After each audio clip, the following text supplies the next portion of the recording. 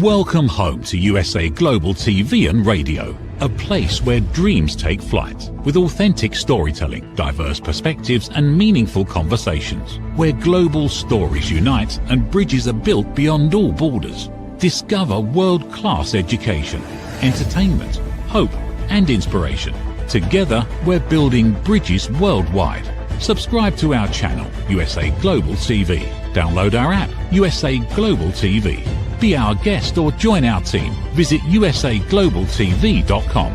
Thanks to our founder and executive producer, Dr. Jacalyn Kerbeck. Music score by Yeffy Tang from Cloud Road Music.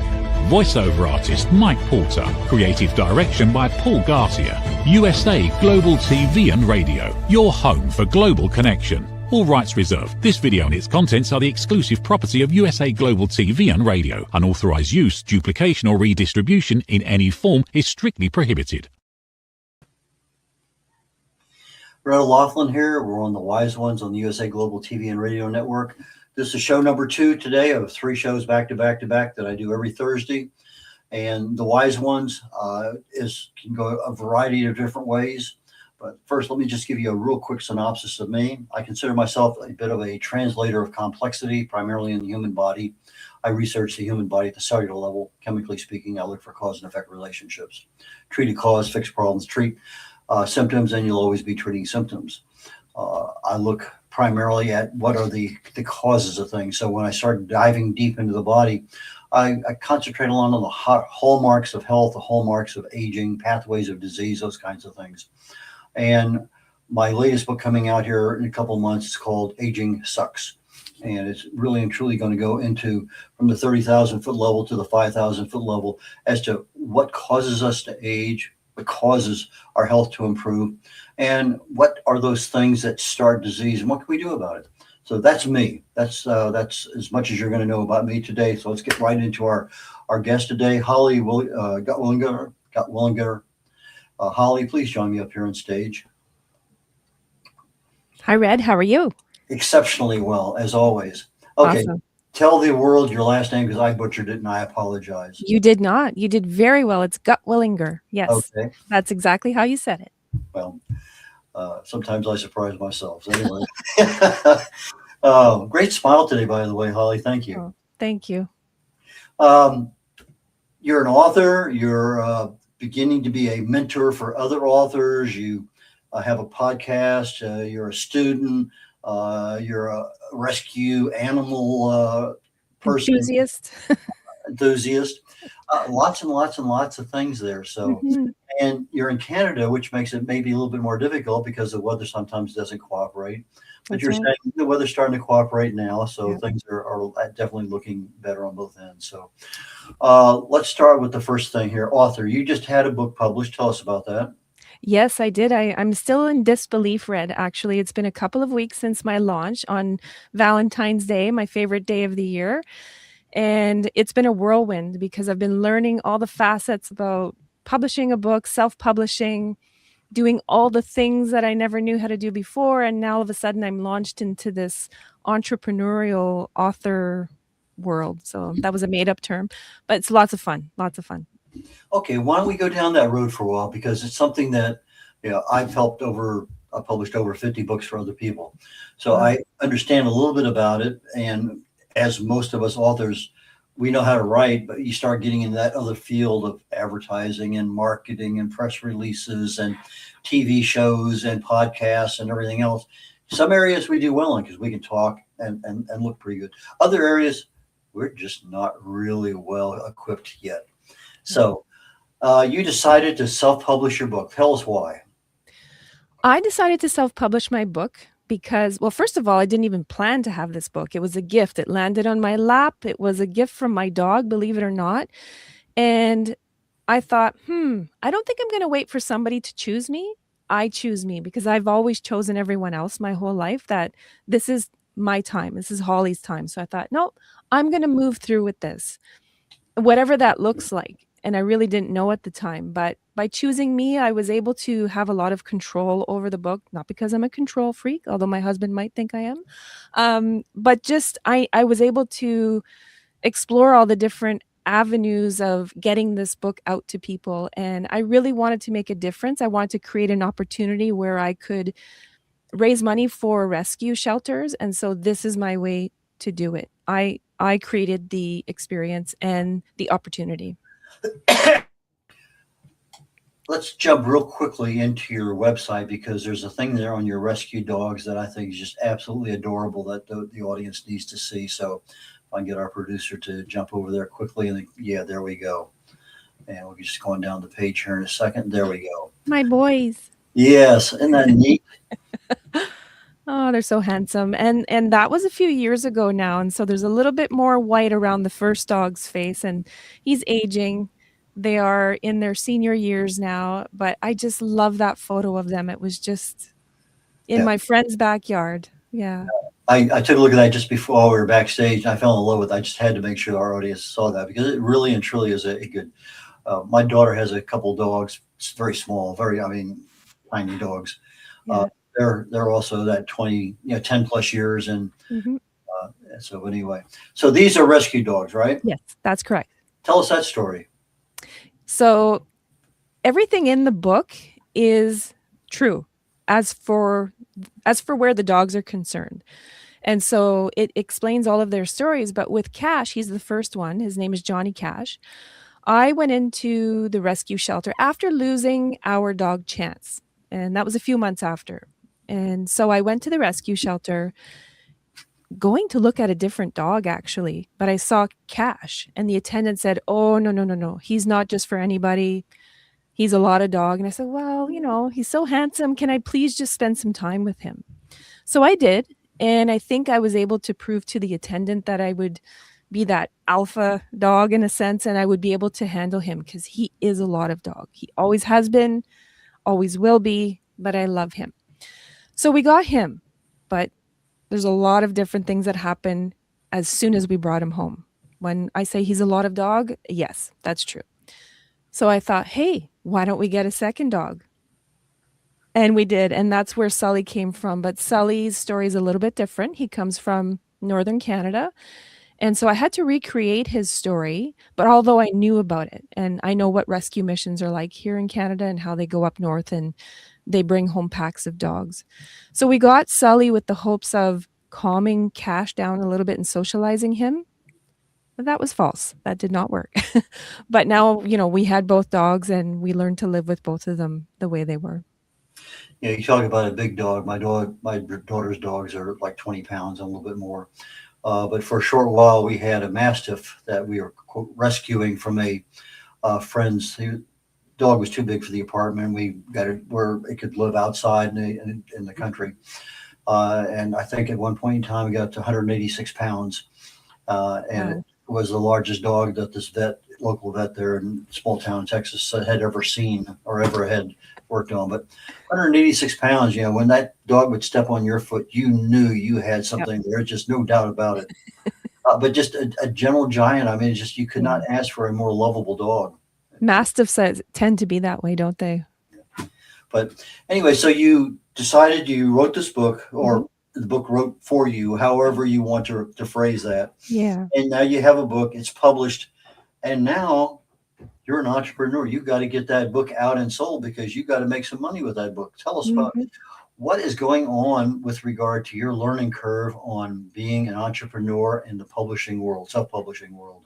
My goodness, I just feel like I've been hustling for months, and a break is coming soon, some time on the couch with Netflix, but I've had to learn every aspect of this process. And from, posting on social media to learning how to speak at an interview to, I would even take a step back, and it's how to format the book, how to publicize the book, all of the things that are involved, I had to learn on my own. Thankfully, I have really great author friends who have done some of that work. So I piggybacked, and I was riding their coattails, and I still am to a certain extent. But as I learn, I take notes, I listen, I learn, and that's what I want to be able to give to other people, because it's not an easy road, and it's tiring. Like, it's exhausting. It's fun. It's so much fun. But if you're not careful, you can overdo it. And so now I'm at vendor shows and I'm really trying to publicize this book. I go into bookstores. I'm not afraid to ask questions or to present myself. And I think that's the one thing I learned about myself is I really enjoy that part is just connecting with people. Okay, AI, are you using that in your quest to become a better entrepreneur? No, I'm not. I'm not saying I haven't been on AI, but I'm not really sure how that fits in. I guess I'm just old school and I'm pounding the pavement and I'm going into bookstores in Southern Ontario, that is, because we don't really have any here where I live, and just asking like, "Hey, would you carry my book?" And I'll either get a yes or a no.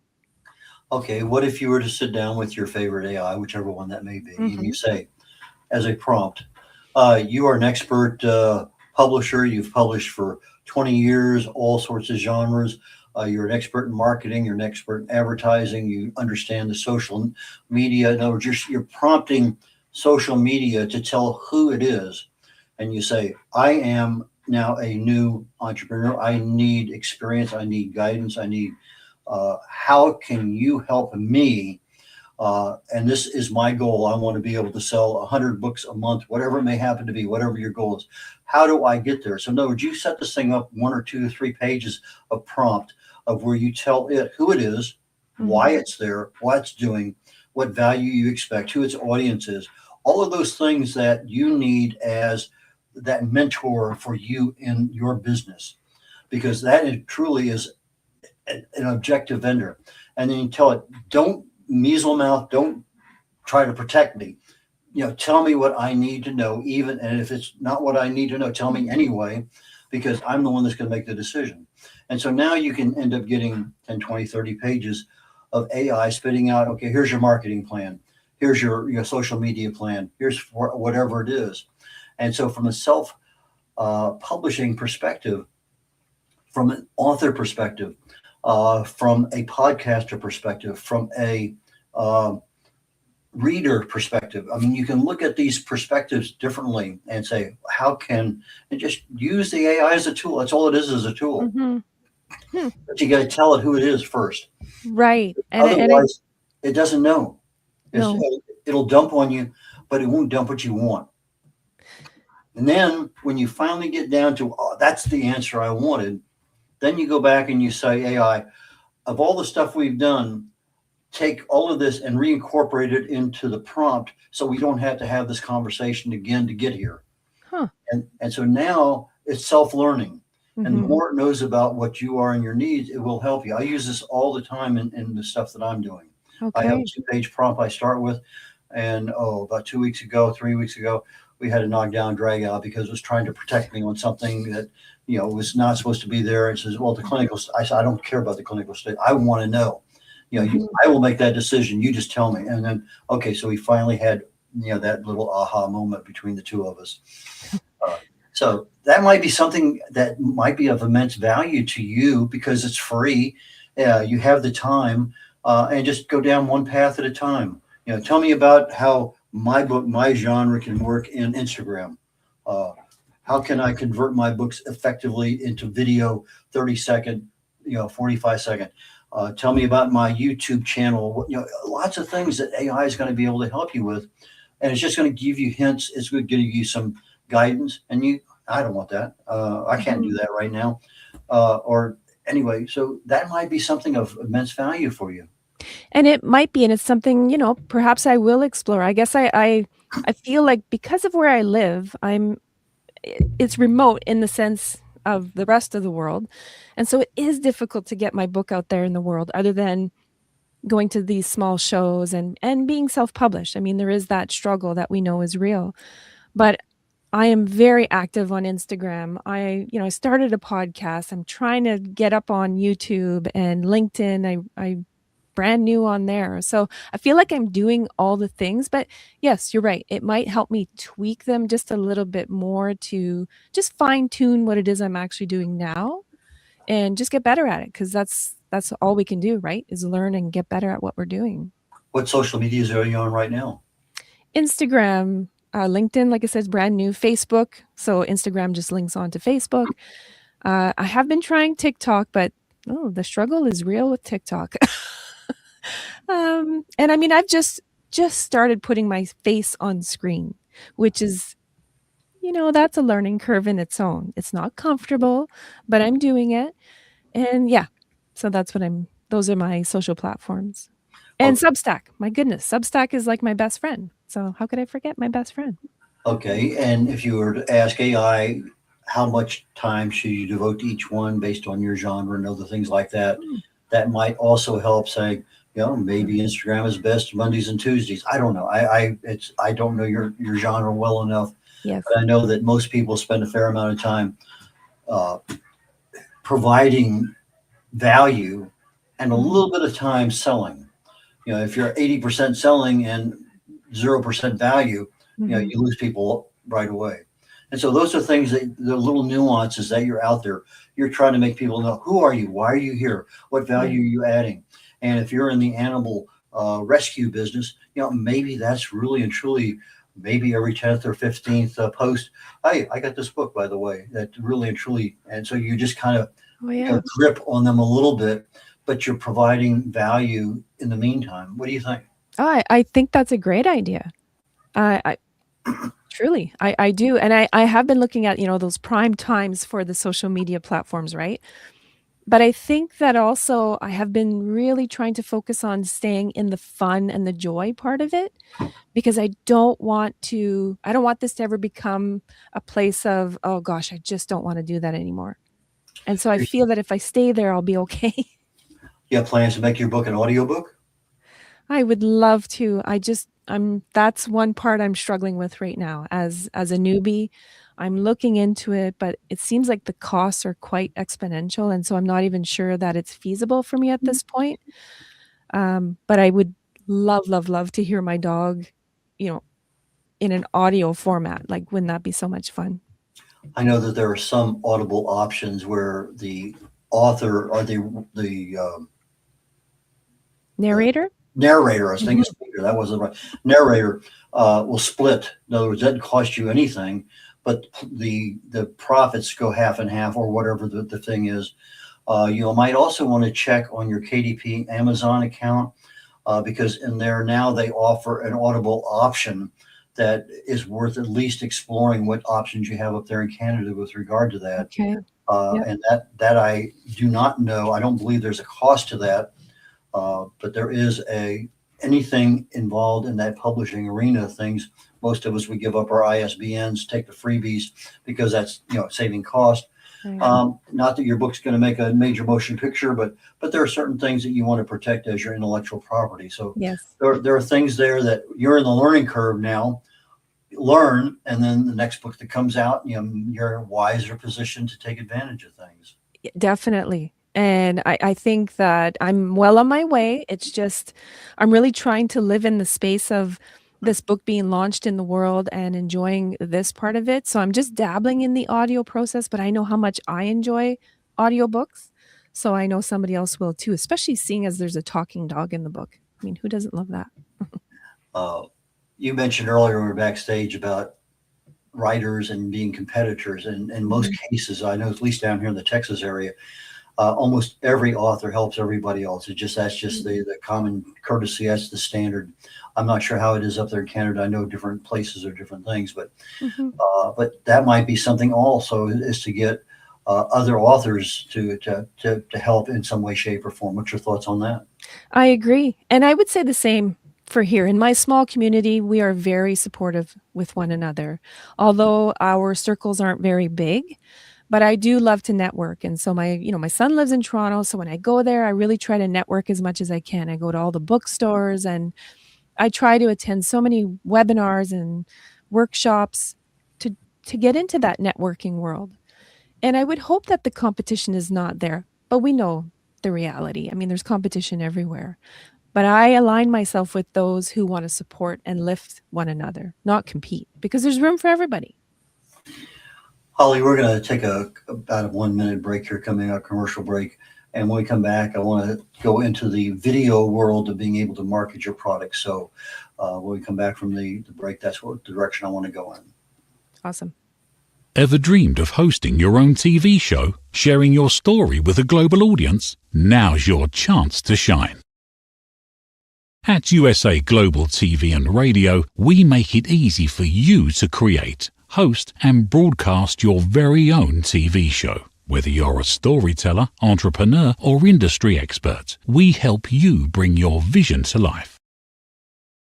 With our exclusive interview, live streaming, and podcasting training, you'll gain the skills and confidence to captivate your audience. Our global platform ensures your voice is heard worldwide. Join our community of creators who are already making an impact, one show at a time. Step into the spotlight. Host your own TV show on USA Global TV and Radio. Book your discovery call today at usaglobaltv.com. Copyright 2025 USA Global TV and Radio. All rights reserved. Terms and conditions apply. To learn more, visit usaglobaltv.com. Red O'Loughlin here. We're on the Wise Ones on the USA Global TV and Radio Network. My guest today is Holly Gutwillinger. And Holly, please join me back up here on stage. Hi, Red. Just before the break, I told you we want to talk a little bit about videos. As part of your self-publishing entrepreneur network kingdom, whatever you want to call it, are you using any videos as part of your social media marketing or any other aspect? Definitely. Again, it was a comfort zone that I really needed to, I needed to cross that threshold and get comfortable with it, but I'm there now. And so if I might be able to talk about the mentorship and the videos and how they fit together is I have been contemplating a mentorship program of some sort for new writers, because when I started writing this book, I was a sponge. I was taking in all of the things, whether it was free lessons, paid courses, podcasts were my best friend. But I couldn't figure out how I was going to launch this mentorship program. So what I started a couple weeks ago, I put out a video. I said, okay, I'm writing a new book, so I'm going to walk people through my process in small clips. And that's just one way that I can start. It's free. It's putting me in front of the camera. It's getting me comfortable with that. But it's also authentic. It's real. It's from my heart to the listener, the reader, not the reader, the viewer. And so I am taking those videos and making them work for me in that sense. But of course, I post a lot of dog videos. So, yeah. Do you have a YouTube channel? I have a YouTube channel for my podcast, Ramblings from the Little Shed, but not for videos as much. Not yet. Okay. Mhm. How long are your videos? For the podcast? No, 30. no, Oh. for your marketing. I try to keep them under a minute for the clips, but when it's the educational portion, 2 minutes or so, because we know people don't have long attention spans. So we have to keep it quick to the point. Okay. Do your videos concentrate on your book as a product that's available for sale? No, it's strictly on how I can help you get through the writing process, like from sitting on the couch to grabbing a pen and starting to write.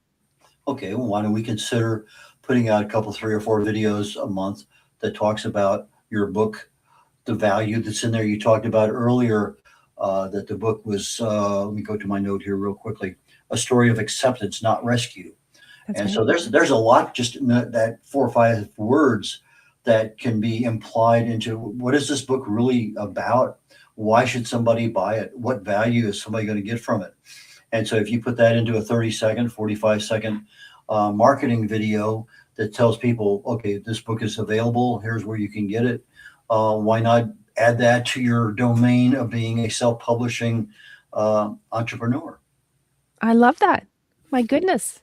I feel like you're on my team now. I love it. No, I'm going to do that for sure. Because you're already doing the videos, you've already conquered that part.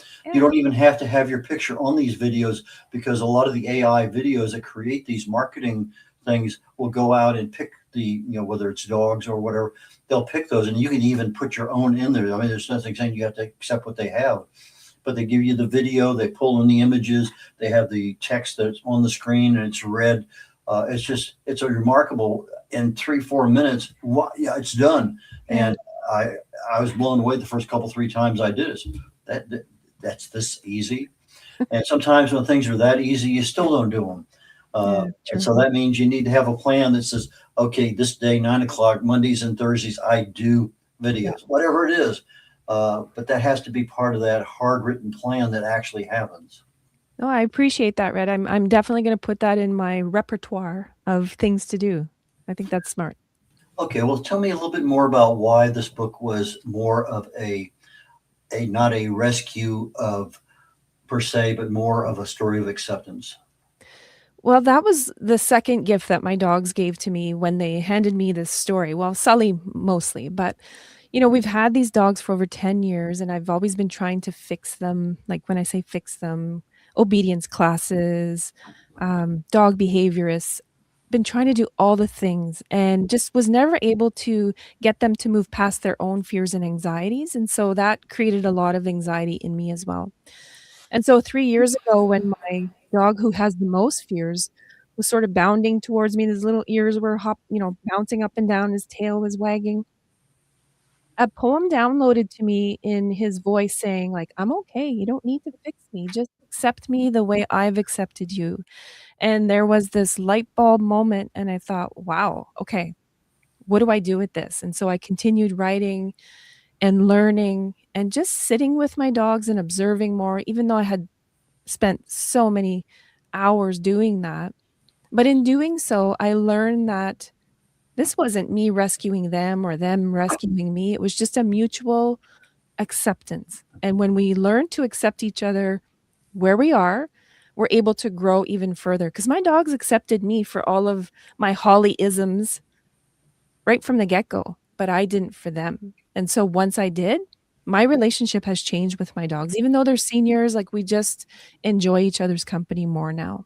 I'm not saying they still don't have issues, they have fears, but so do I. Holly, you mentioned earlier that you spent some time actually with the dog in order to bond. Yeah. Uh, is that something that most people, when they go into a rescue shelter, do? I don't think so. I don't think they spend enough time trying to bond with the dogs. Now, this is just my opinion, of course, but I just find that people may go in and they fall in love with a dog. Heck, I went into a shelter the other day and I wanted to foster a dog because I fell in love with how cute Lucas was, right? But I couldn't bring him home, and my husband made me realize that, but he's the head and I'm the heart, and so I just wanna rescue all of them. But you're right, Red, like, people don't spend enough time, and if they almost got to trial the dog for 24 hours with that caveat that, if it wasn't a great fit, they could bring them back. I know that's like a logistical nightmare, but there's gotta be some other way because a lot of people return dogs and cats because it's just not what they thought it was gonna be. You need to look at your life and see where that pet fits in.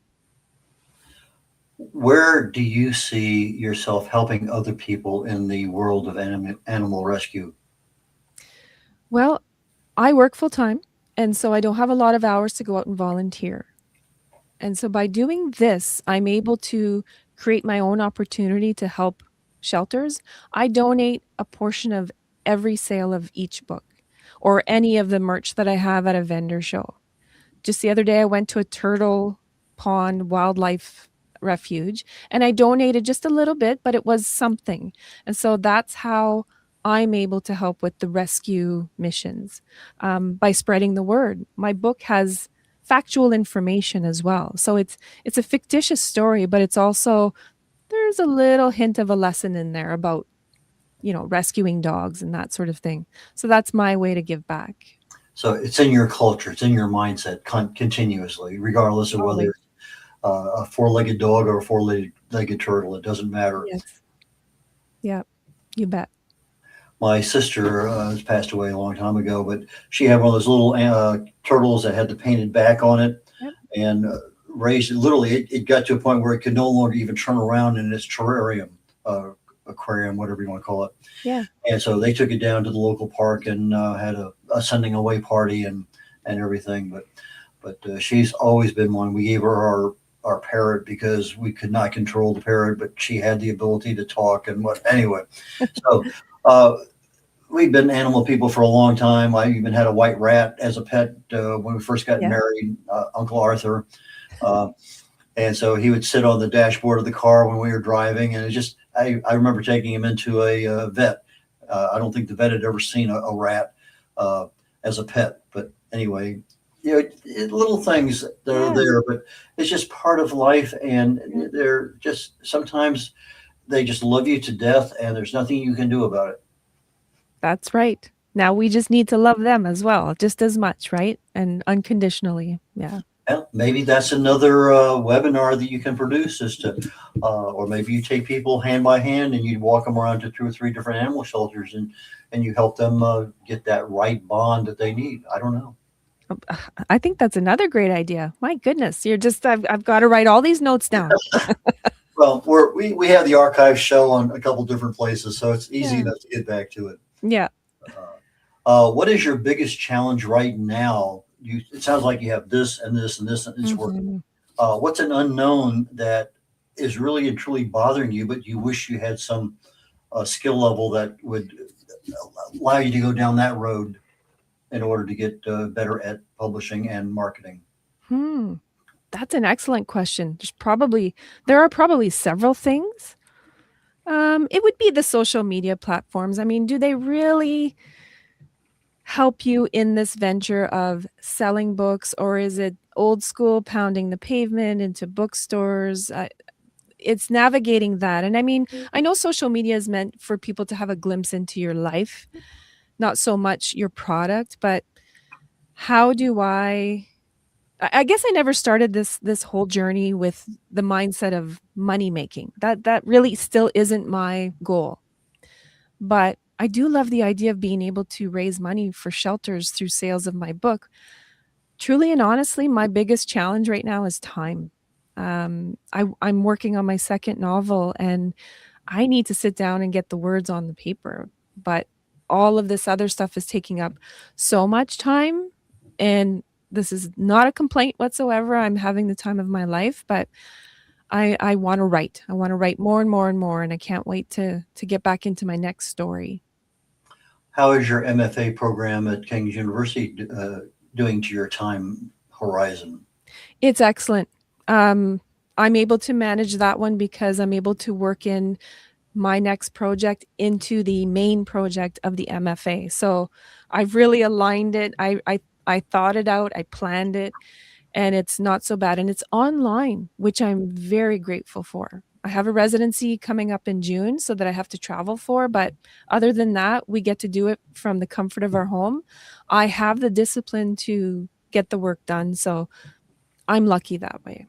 Okay, to me, MFA is Master of Fine Arts. What is it? We're talking the same subject. Okay. Yes, I'm sorry. I live in a world of acronyms, and so I just figure everybody knows what I'm talking about. From a military background, acronyms became the standard, and sometimes you just got to declare things for what they are. So your writing has you write in a number of different ways, and so this is helping you to become a better writer and hopefully down the road become a better publisher. Yes, absolutely. And I hope that I created Ramblings from the Little Shed Publishing, and it's on my book, because down the line, you never know. I may mentor some people who want to put together an anthology, and that's my hope, is that we can create more anthologies about dog stories, cat stories, pet stories, and then we can sell those for to raise money for shelters as well. So I do have that forward thinking, and I'm always trying to think of the next step and to level up to the next place in this journey. Yeah. My first contribution in anthology was 57 other authors. And I think my part was a very, very short chapter in that book. But I think the last one we did was less than a dozen. And so it's something that I think a lot of people would love to. It seems like almost anybody who has a dog has had one for a while, or cat or rat or whatever it may happen to be, would love to be able to tell their story. And maybe that's where you can help them as their writing guide and also a potential author in an anthology down the road. That's exactly how I see it. Oh, sorry, Red. And publisher. Yes, that's how I see it. So that's like the long-term goal, but We will get there one step at a time. And the podcast, I'm pleasantly surprised at how well accepted it is, and people just love to talk about their pets. So my son and I are providing this platform to just have a conversation with people from all walks of life, and so we get to do that there in like the verbal form. But the anthologies, the written anthologies, everybody wants an opportunity to see their work in a book or something that is physical, tangible. So that's part of the plan down the road. Do you have any particular dogs that you fall in love with more than others? No, just all of them. I've had dogs my entire life. I've had Dachshunds, I've had Shelties, Yorkies. We call them mutts here. I don't know if you call them that, but so all dogs. Yeah. Tell us about your next book, because we're getting ready to wrap things up here quickly. Yes, my next book, I've got the first draft out. It's will be called Must Love Rescue Dogs, and it's a meet cute in the dog park. So I'm going on the sweet romance journey, and it will be I'm shifting things a little bit where the man always comes in and rescues the woman, and he will in certain circumstances, but there will be one massive event where the table will be turned and she will rescue him. So, but there will be a ton of dogs in there as well. One last question before we get to where people can get your book and get in touch with you. Yes. Any plans for having your book put in a foreign language? No plans, but I would. Another one of my goals. I love your questions, Red. I would love to write a book in French because I am bilingual. And so I would actually like to just write the whole thing in French. But no, I don't have a plan for this book. But hey, if anybody wants it in a different language and wants to help me, I'm right here. How do people get in touch with you? How do they buy your books? And what's going on in your life that people need to know about? All right. So my book is available where all books are sold, of course. I have a website. It's www.ramblingsfromthelittleshed.com. I can be found on Rambling from the Little Shed on Instagram.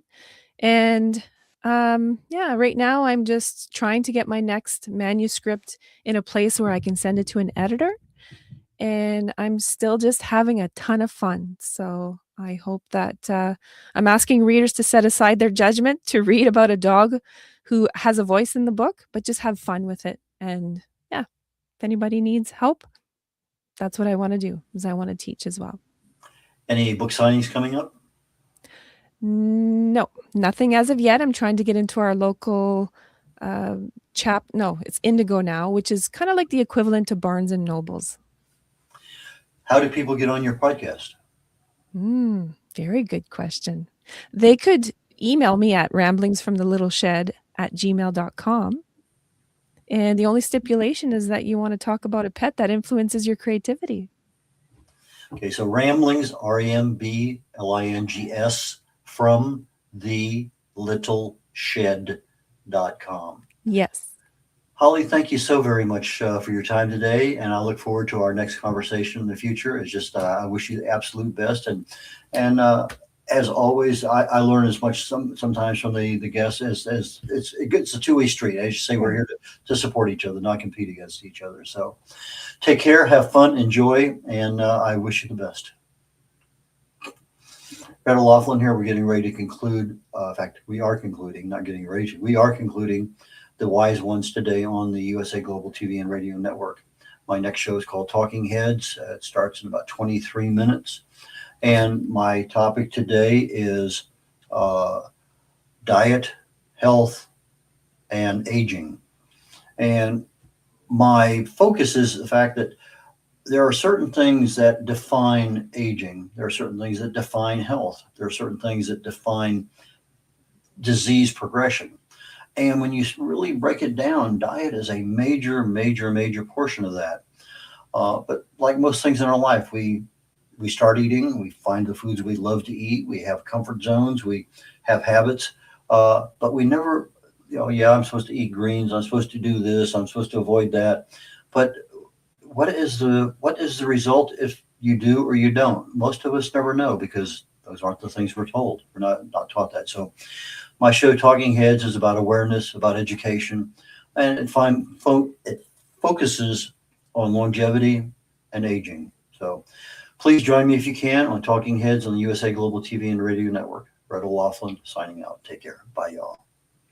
From the magical world of the amazing adventures of Lady Ella comes a heartwarming new journey filled with kindness, courage, and compassion. Lady Ella, the beloved ladybug and listening mentor, is back, and this time she is not alone. Meet her brave and thoughtful brother, Lord Jack. Together, they take flight on their very first kindness adventure. Along the way, they meet 3 new friends in need: a duck feeling discouraged, a mouse struggling to be understood, and a busy little bee who's completely lost. But with the power of elevated listening and simple acts of kindness, Lady Ella and Lord Jack show us how understanding and empathy can make the biggest difference in someone's day. Written by Dr. Jacalyn Kerbeck, the listening mentor, this 9th book in the best-selling Lady Ella series teaches children ages 5 to 10 the essential skills of listening, kindness, and etiquette. Now available for pre-order on Amazon. Scan the QR code and order your copy today.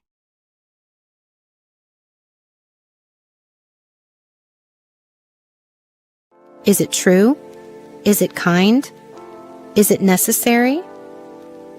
In a world quick to judge, one book dares to reveal the hidden cost of silence. Discover holy but harmful, the silent sin of judgment, how hidden judgments destroy relationships and damage lives, by Dr. Jacalyn Kerbeck. The Amazon #1 bestseller that's transforming the way we understand ourselves and the way we see others. Pick up the companion workbook to uncover your own hidden judgments and learn how to break free from them. Available now on Amazon and at fine bookstores worldwide.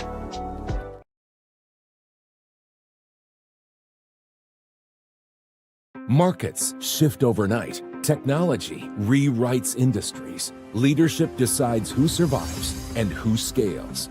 Real stories, real people, real business. Welcome to the Business Show on USA Global TV and Radio, reaching audiences in more than 60 countries and home of the YouTube Silver Creator Award for surpassing 100,000 subscribers. This is not theory. This is not recycled commentary. This is business in motion. Founders, CEOs, investors, strategists, operators, the people building companies, moving capital, driving innovation. We go beyond headlines into decisions, beyond noise into strategy, beyond trends into execution, growth, disruption, artificial intelligence, global markets, leadership under pressure. Hosted by Dr. Jacalyn Kerbeck and Al Sini, the Business Show delivers direct, unfiltered conversations with the leaders shaping the future of enterprise. If you're launching, scaling, investing, or redefining your next move, this is your front row seat. No spin, no scripts, no surface talk. Real stories, real people, real business. This is clarity in motion. This is momentum. This is the Business Show on USA Global TV and Radio. Executive producer Dr. Jacalyn Kerbeck. Original music score Yefe Tang. Videography and production Paul Garcia. All rights reserved. This video and its contents are the exclusive property of USA Global TV and Radio. Unauthorized use, duplication, or redistribution in any form are strictly prohibited. Thank you, viewers and listeners of USA Global TV and Radio, for joining us today. We're honoured to have your time and attention as part of our global community. At USA Global TV and Radio, we believe in the power of authentic conversations, meaningful connections, and creating a world of possibilities together. Want to be part of something bigger? Join our team of elevated listeners at usaglobaltv.com, a space where your voice matters and your ability to listen transforms relationships. Stay connected with us across all our platforms for thought-provoking discussions, expert insights, and empowering stories. Subscribe to our channels at youtube.com/c/usaglobaltv. Follow us on social media and explore the endless opportunities we're creating for growth, learning, and inspiration. Together, we're not just broadcasting, we're building bridges and changing lives one conversation at a time. For inquiries, contact us at info@usaglobaltv.com. Produced by executive producer and director Dr. Jacalyn Kerbeck. Voiceover by Mike Porter. Creative direction by Paul Garcia. All rights reserved. Visit usaglobaltv.com to view our full terms and conditions.